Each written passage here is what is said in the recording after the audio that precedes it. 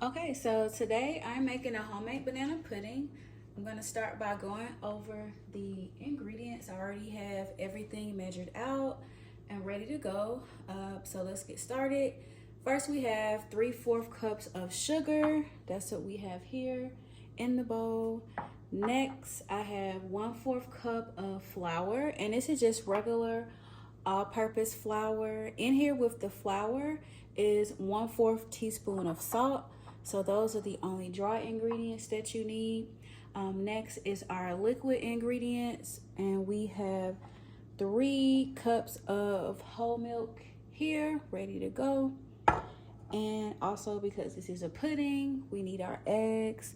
So for the eggs, I have them in this larger bowl here because at some point we are going to be whisking those up and taking some of the pudding and putting it in there with the egg. So that's why I have them in a larger bowl. So if you're going to be doing this, make sure for your eggs you have it in a maybe like a medium-sized bowl. That way you'll have enough space to whisk them. So far as the tools that you need or kitchen supplies, of course you're going to need a pot to cook the pudding, and main thing you're going to need that's going to get utilized the most is going to be a whisk. So this medium size, or if you have a larger one, is going to come in handy because there's going to be a lot of stirring. So be ready for your arm to possibly be a little sore because you're going to be mixing a lot. So yes, I'm going to put my little cookbook here so I make sure I don't miss any steps. So the first thing we're going to do is going to combine all of the dry ingredients in the pot. So I'm going to go in the order of just how I explained the ingredients. So we're going to start off with the sugar, and I'm just going to pour it in here like that. Next up is the flour with the salt that's already in there, and we're just going to dump it in. And what I'm going to go ahead and do is take the whisk and just kind of mix it around so it can go ahead and get incorporated. And then if it's like any lumps, I do not have the stove on right now. I haven't turned it on yet, so I just want to whisk it up. So sometimes your sugar might have a little bit of lumps in there, same with the flour. So I want to make sure also that the salt and everything is kind of combined. So this is just me. You don't have to do this, but I like to go ahead and whisk everything together. Or you might want to go ahead and do the same thing I'm doing, just to make sure you don't have anything lumpy in there. Because what we're going to do next, we are going to cut the stove on, and we're going to be adding our milk. So this is where you have to kind of get your arm prepared because you're going to whisk for a little bit of time. So I am going to go ahead and cut the stove on, and I'm going to kind of start it on a low temperature and gradually bring it up. Something that I learned the first time I did this recipe, I did not have the stove hot enough, and at some point the mixture has to boil, and I spent so much time trying to get it to heat and boil that it came out with like little lumps in it. So you don't want that. So I'm gonna go ahead and pour. Like I said, I did go ahead and cut the stove on kind of like a medium heat so it can just start getting my pot hot. Also, I have like a glass cooktop. If you're working on gas, your mixture probably will heat up a lot faster. Like I wish I did have a gas stove because it can heat up a lot faster. And really, when I say heat up, the pot, like to me, they heat up faster on gas. But anyway, so I've cut the stove on like a medium heat, just so I can gradually build it up. But this is the next step. We are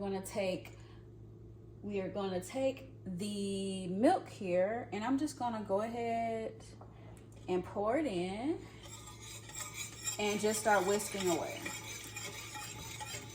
You want to gradually do it. You don't want to just pour everything in at the same time. And make sure you're catching the corner of the pot. My pot's moving around a little bit. Just gradually pour and just keep whisking.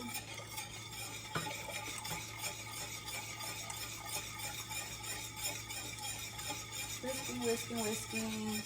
I'm going to put that down for a second and make sure that there's no flour in the corner, which there is, and I kind of see it. So kind of scrape the corners of the pot to make sure you're catching the corners here. There we go. All right, and we're gonna go ahead and pour the rest of that milk in there. Okay, and I'm gonna stand here and whisk this until it is all smooth. Okay, so this is starting to thicken up, and I don't know if you can tell, but it's a lot smoother. Before, when it started, it was real bubbly. So now that it's thickening up, it looks really creamy, and I'm gonna cut the heat down perfectly at medium. I did have to crank mine up a notch, like I stated, using the glass top. It could take a little bit longer, so I had to kind of pause the video so you all won't be here this whole time. But it was a little over 5 minutes that it took for it to get to this consistency. So I'm just moving the bowl around, because when it gets like this, you want to, again, check the corners of the bowl. You want to make sure it is not sticking. So I'm just rolling, and you can kind of tell it's kind of sticks up to the side a bit in the bowl. So now we know it's ready. Okay, so I'm just going to keep stirring, and you wait for it to get a little bubbly, and then after that you want to simmer it. So you want to reduce it all the way to low. So that's what we're going to do. We're going to bring it all the way down to low.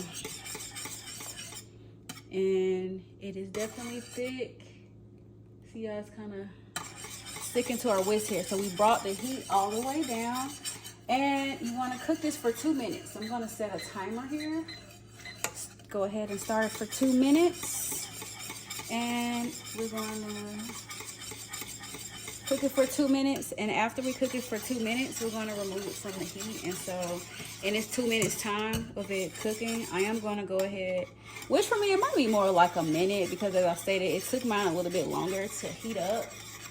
But once you get it to that thickness, that's when you want to immediately reduce the heat and let that 2 minute clock start to run. You see, I'm switching hands here. My arm is already getting tired. And so we're gonna keep going around the bowl for a little 2 minutes of time. All right, so I'm gonna finish whisking this up, and then once we're ready, we'll cut back into the next step. Okay, so we are back, and so we already have a mixture. It's nice and thick. So our next step is you're gonna whisk your 3 eggs, which is what I have here. So this part is important, because you don't just throw the eggs into the hot pudding mixture. You want to make sure you temper the eggs a little bit. And so basically what that is taking some of the hot pudding mixture and putting it in here to kind of slightly cook the eggs and get them at the right temperature to mix back in the pudding so it doesn't hurt. So I'm gonna just take a spoon here. I'm gonna go ahead, I'm using the same whisk, because in the end it's all gonna get mixed together. And I'm just gonna take a little spoonful of the mixture here, and just pour it in here. I'm gonna do like 2 of them. And while that is going, next you're gonna just whisk that together. We'll stir it together, really. And like I said, it's to kind of get everybody on the same temperature level, and so your eggs don't curdle, because that mixture is really hot, and then you have the cold eggs, and it's gonna, you don't want to have like a scrambled egg situation going on. So we just mix it up. I just kind of do it till it gets to like a soft yellow color, so it doesn't quite look like scrambled eggs. And so, all right, and so after we do this, we are going to pour this mixture of the tempered eggs in here with the hot pudding mixture. And I'm just going to take a spatula here, because again, I don't like to waste any little filling, and just kind of scrape it off. And so now you're going to take this mixture here and just pour it right in here in the hot pudding mixture. You do want to kind of move at a good little pace, okay? And you're just gonna whisk that back up, stir it up really quickly, and we are gonna place it back on the heat.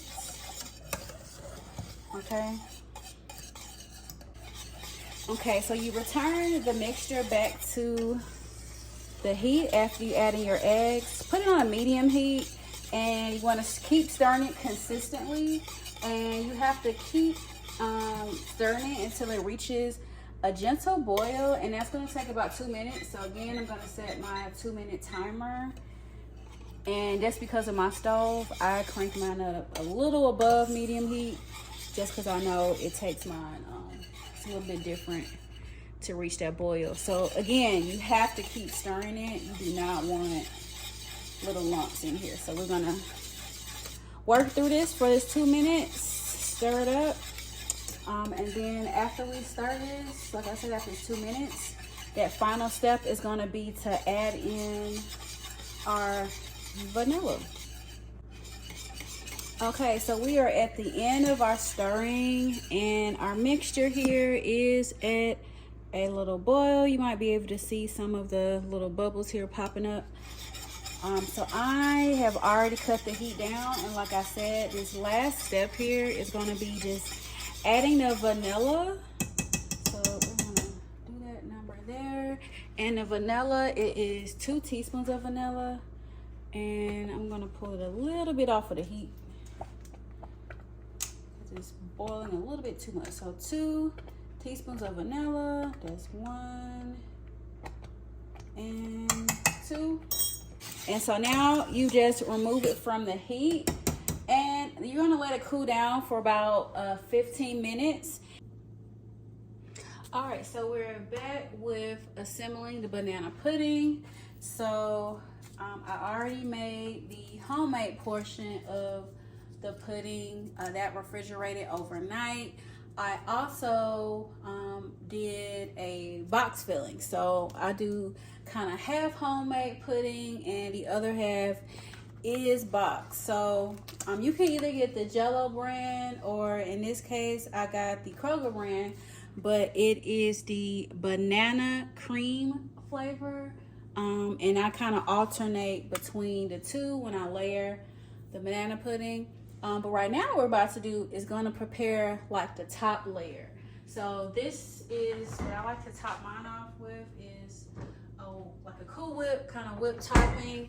But to flavor the Cool Whip, I add a little bit, like today it looks like it might be like a 1/4 cup of this banana cream pudding. So I already have that here in the bowl, just a little bit. And so again, that's just to flavor the Cool Whip topping.